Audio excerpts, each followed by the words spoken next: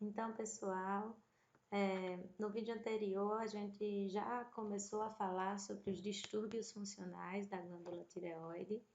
A gente já começou a abordar, né, o tema relacionado à hiperfunção, já falamos sobre o hipertireoidismo e agora nós iremos dar continuidade, né, ao assunto falando sobre o seu hipofuncionamento, né, o hipotireoidismo. O hipotireoidismo ele também pode acontecer de forma primária, né, e de uma forma secundária.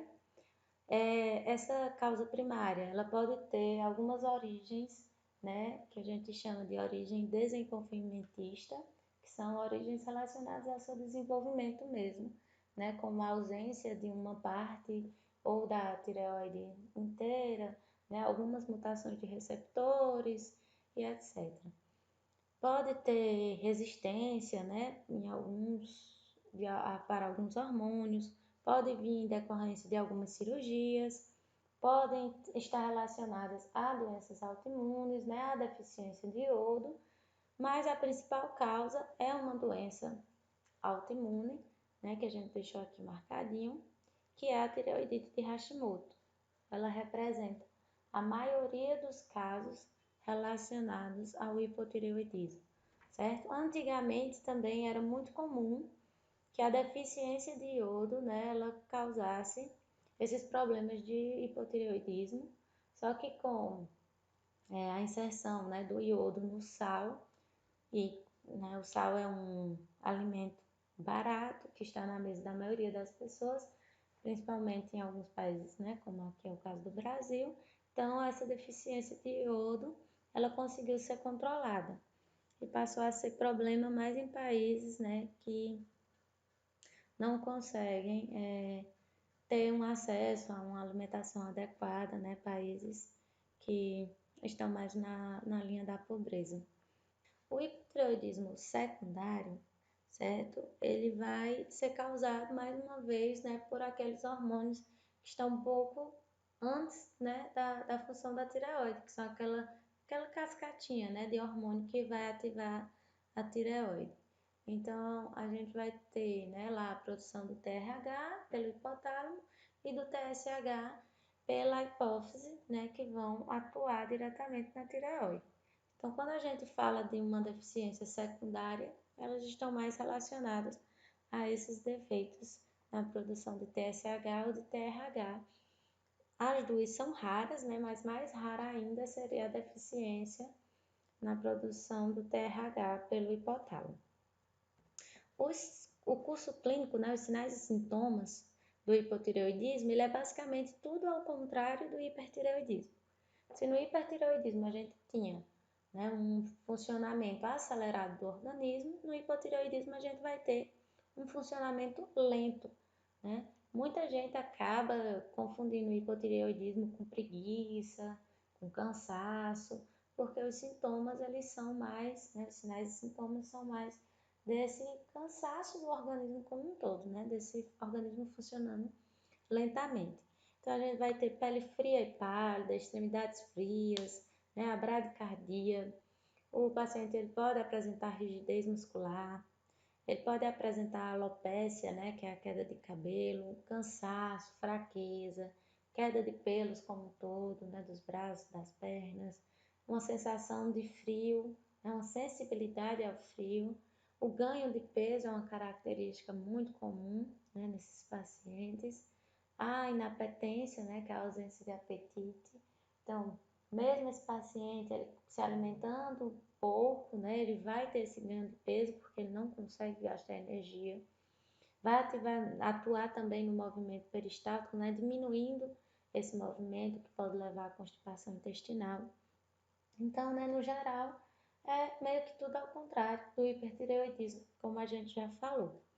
Como características mais específicas do hipotireoidismo, né, a gente vai ter o cretinismo, né, que vai atingir mais as crianças, né, recém-nascidos, na fase da lactância, e a gente vai ter o mixedema, né, ou doença de Bull, que atinge mais os adultos, né, os adolescentes. Falando um pouquinho aqui sobre o cretinismo, né, ele era muito comum antigamente, porque era associado a uma deficiência alimentar de iodo, principalmente pelas mães, né? Pelas mulheres grávidas, elas já tinham essa deficiência, né, alimentar do iodo, então elas apresentavam hipotireoidismo e principalmente nos primeiros meses de gestação,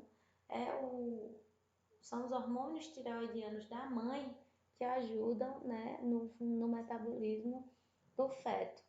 Apenas, né, depois de algum tempo dessa gestação que o feto ele começa a sua produção, né, de T3 e T4, e mesmo assim ainda até o fim da gestação existe uma porcentagem, né, de hormônios maternos que auxiliam no desenvolvimento desse feto. Então, quando falta, né, T3 e T4 para a mãe, acaba faltando também para o feto, né? E essa ausência ou essa diminuição de T3 e T4 vai causar alguns problemas de desenvolvimento. As características, né, mais comuns no desenvolvimento, né, dessa criança, elas vão ser relacionadas tanto à estrutura física como à estrutura do sistema nervoso central. Então, essa criança ela vai ter problemas no sistema esquelético, né, vai ter algumas características faciais mais grosseiras, pode ter a língua projetada, hérnia umbilical, vai ter um desenvolvimento lento do sistema nervoso central, vai ter algumas dificuldades, né, de fala, algumas dificuldades de raciocínio de forma geral. Então, essa criança ela vai ser mais debilitada. A gravidade, né, do prejuízo mental, mas também o prejuízo físico dessa criança vai estar diretamente ligada ao tempo de deficiência que ela passou desde o útero, né, até o nascimento. Lembrando que esses problemas eles podem ser relacionados a um hipotireoidismo materno, certo? Mas também podem ser relacionados, né, a alguns problemas na formação da glândula tireoide desse indivíduo. Caso seja, né, apenas a um hipotireoidismo materno, quando esse feto ele começar a produzir a produção de T3 e T4, né, e aí desenvolver a sua glândula tireoide, ele vai começar a produzir níveis normais desse T3 e T4, mas caso seja, né, o caso de por exemplo, uma má formação da glândula tireoide, esse problema ele vai se estender, né, até o nascimento e vai ter que fazer essa criança o uso de T3 e T4, né, externo, né, desse T3 e desse T4 através de medicação.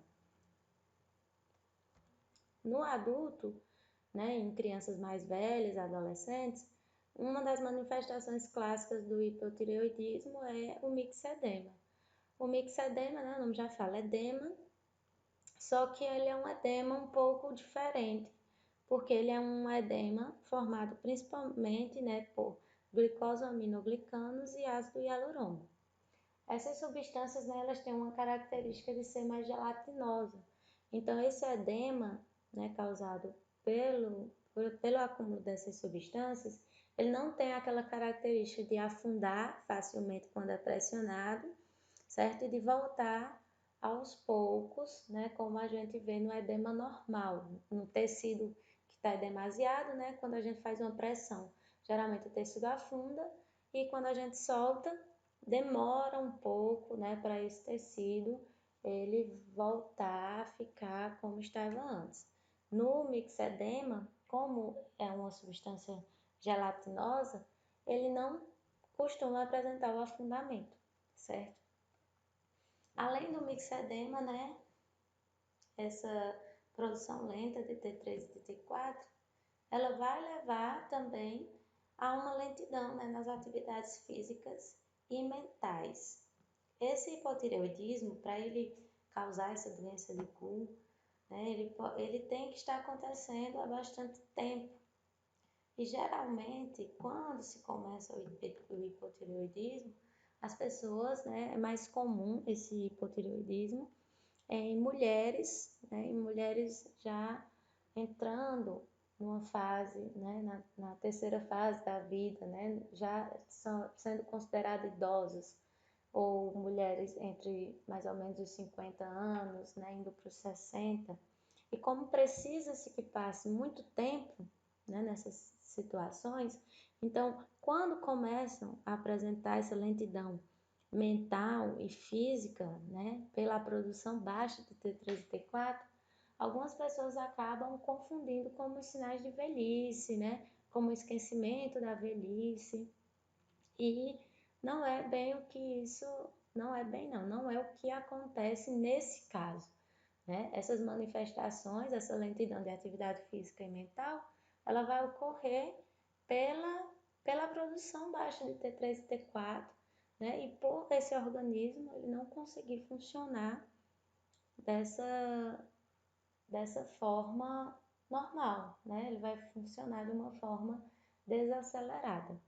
Os sinais e sintomas da doença de Gould, né, eles são um pouco mais severos do que o hipotireoidismo normal, pelo tempo de exposição, mas eles não chegam aos sinais e sintomas relacionados ao cretinismo, principalmente porque o cretinismo ele pega uma fase onde o indivíduo ele está se desenvolvendo, né, e aquelas alterações que podem acontecer naquele momento, elas não conseguem ser revertidas e geralmente são alterações muito graves, né, de desenvolvimento.